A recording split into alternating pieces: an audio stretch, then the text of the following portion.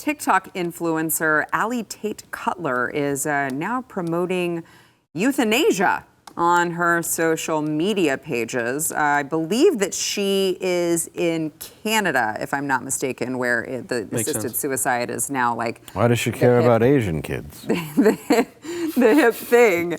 And she has been making these videos of her dying grandmother promoting...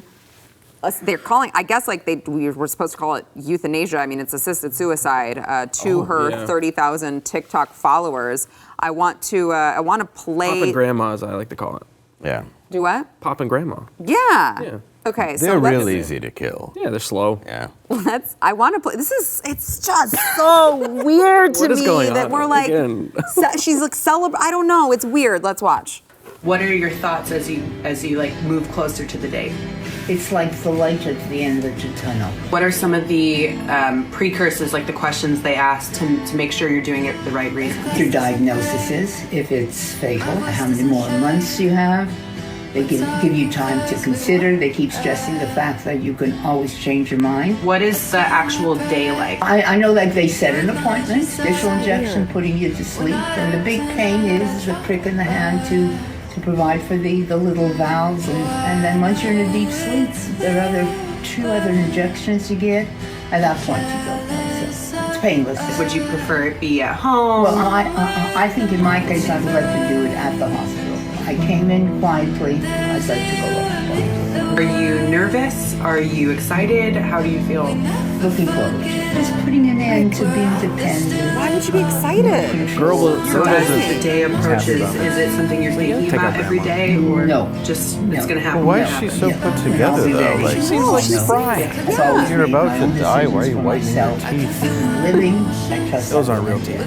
My husband is there saying it's above time. And I'll say hi, hon. She seems together though. That's why it's... What? Yeah. She looks sharp. She wasn't like dementia riddled. Like my Nana hung on until 96. Yeah. And I would like pick her up and... What a quitter. Yeah. And like, they'd be like, she has diabetes, don't take her to Red Lobster, she's gonna ask. And I'd be like, okay, and then I'd take her to Red Lobster because I'm a good grandson. Right. So why would I not let you enjoy something? I don't care, The Cheddar Bay rolls or whatever they're kind of biscuits. Wanted. Why would I say I'm gonna take you out of a home and not bring you where you want? Right. Yeah, let's go have a Bob Evans meal. I just don't. Okay, so I want to show the post on Instagram that she made with this. To be honest, I was very resistant to euthanasia before she told me her decision. It felt unethical to me, but I have had my mind change after hearing her reasons, and I'm so happy she has the option available in Canada.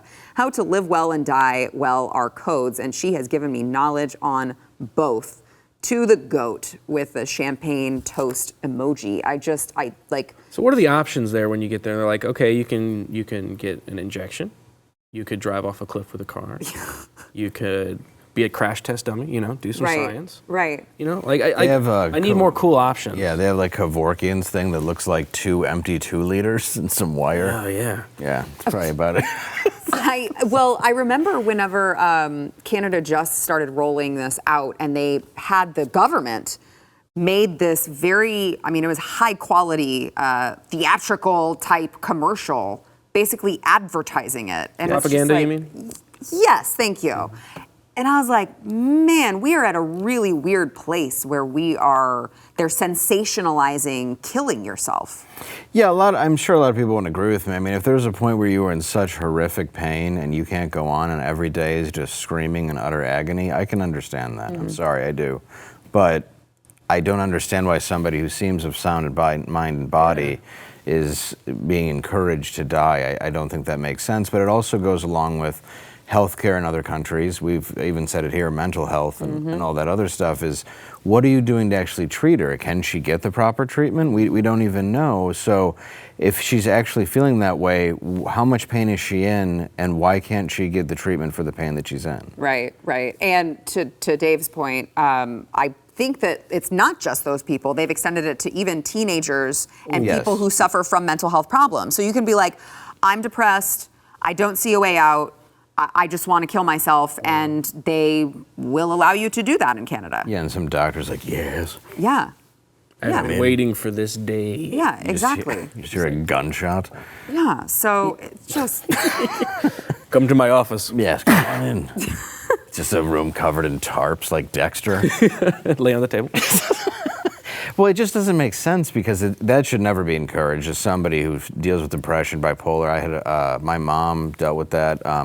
It's something that can be treated, and people don't realize, like, it really is a cliche of the, you know, long-term answer to a short-term problem. Right. But that should be the most encouraged thing. And we've had a problem with mental health care in this country for so long.